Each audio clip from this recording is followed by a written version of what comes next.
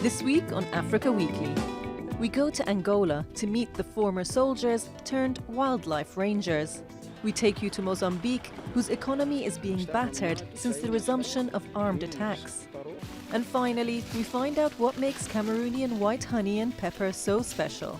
But first, a summary of the stories that made the headlines this week. We are here today to say It's been 40 years since the Soweto uprising, which left at least 170 people killed after security forces opened fire on black youth protesting in the township. The protests were triggered by a government order that schools could only teach in the Afrikaans language used by whites. But the massacre ended up igniting a new era of anti-apartheid resistance. Anniversary celebrations this week were muted as relatives of some of the victims of the uprising refused to participate amid frustration at post-apartheid South Africa's failure to deliver jobs and opportunities and ongoing racial divisions. Niger's Interior Minister Mohamed Bazoum visited a camp for Nigerians who fled a deadly Boko Haram attack this month. 26 soldiers were killed after the jihadist group attacked a military post in Bosso in Niger's Diffa region, near the border with Nigeria and Chad. The UN Refugee Agency said that around 50,000 people have fled since the attack, and Bazoum said the displaced people he saw were in a state of great distress. A new Nigerian militant group, the Niger Delta Avengers, has claimed a series of attacks on the country's oil pipelines in protest at President Buhari's government. A spate of attacks since February has slashed oil production in Nigeria to some 1.6 million barrels per day and aggravated the country's economic woes. Meanwhile, President Buhari remains in the UK for medical treatment, with speculation rife about the 73-year-old's health. Just weeks away from his sentencing, Paralympic athlete Oscar Pistorius hobbled across the courtroom without his prosthetic limbs to demonstrate his physical vulnerability to a judge who will decide how long he goes to prison. The double amputee's lawyer is pleading for leniency, but state prosecutors are seeking a minimum 15-year jail term for killing his girlfriend Riva Steenkamp on Valentine's Day 2013. The Albino Society in Ukerewe Island in Tanzania held its first commemoration of International Albinism Awareness Day on Monday. Ukerewe Island is home to up to 75 people with albinism, a hereditary condition that causes an absence of pigmentation, according to the last census held in December 2015. Many of the first albinos to live on the island were taken there and abandoned by their families as children, or fled from violence they had faced on the mainland.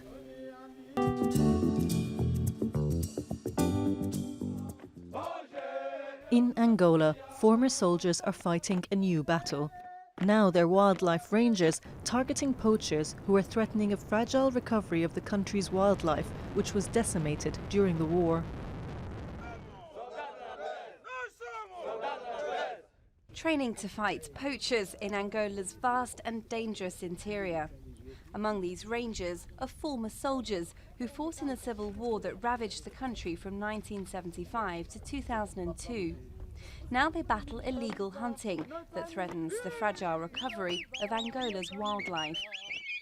After peace, then I was demobilized. I'm a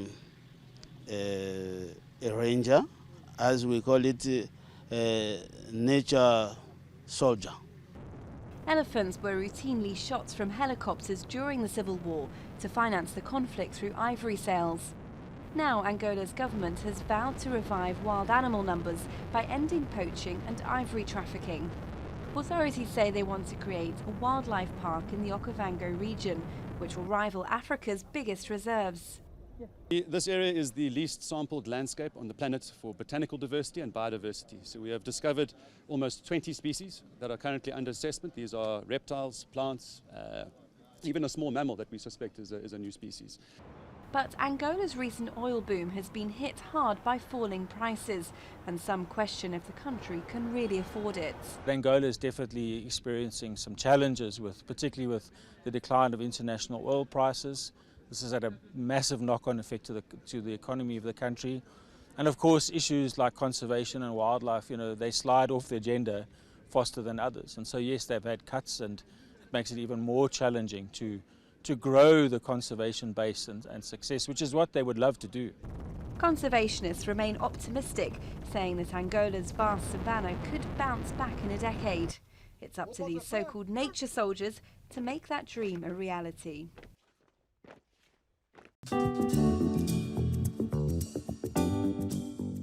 In the centre of Mozambique, coaches, lorries and cars queue up to be escorted by the army on National 1, the main road that runs from north to south of the country. It's the result of clashes between the army and Renamo, the rebel group during Mozambique's civil war. This situation is stressful. Nothing is going right on this journey. Before this military situation, we could do it in one day. When the army put its military convoys in place last February, Renamo got themselves into position to attack vehicles they suspected to be transporting soldiers or arms. Within a few months, several civilians have been killed and dozens injured. We drove past the armed forces. 500 metres further up the road, the Renamo men appeared. They fired shots. They were in the bushes. Then they came out. They shot at me, the driver. Thanks to God, this time they didn't get me, and I'm still here. The army's support isn't enough to reassure travellers, and businesses are counting the cost. The loss of produce and the cost of transport is already having an impact on food prices. The country is paralysed. It's like when a person gets thrombosis, a stroke, has a part of the body that doesn't work, sometimes to the point that they die. That's how it is in Mozambique.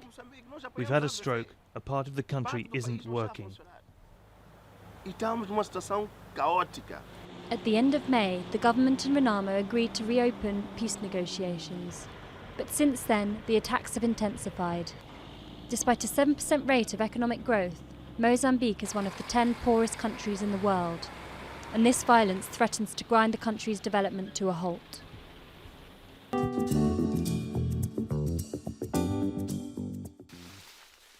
In the mountains of northwest Cameroon lies one of the country's hidden treasures, Oku white honey.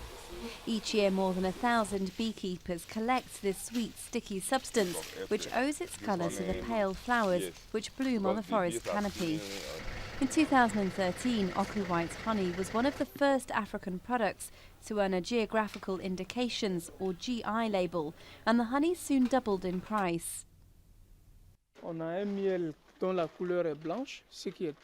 It's a honey which is white in colour, which is very rare, and it's a honey with a particular aroma which is creamy and firm too. These factors arise from the fact that the honey is found in this forest with specific trees, the Kilum trees. The only other food in Cameroon to earn a GI label is penja pepper, which is grown in a volcanic area to the west. The pepper is popular with Europe's top chefs and fetches as much as $35 per 100 grams. The idea behind the label is to protect foods unique to their region, like Italy's Parma ham and France's Roquefort cheese. There has been an increase in production, an improvement in yields and better prices on the market.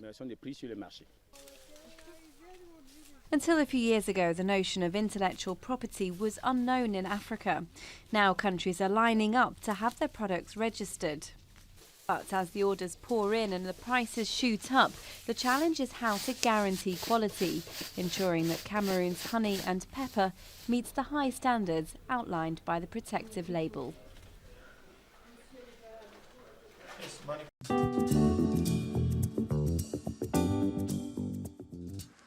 And in South Africa's vineyards, ducks are being put through their paces. About 1,000 Indian runner ducks are herded into the vineyards at Vernegood Wine Estate to eat snails and other pests that threaten the vines. The ducks allow the farm to avoid using toxic pesticides, and they also fertilize the ground with their droppings.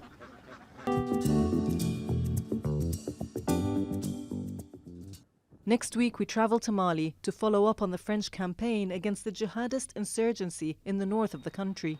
That's all from us at Africa Weekly. Until next week.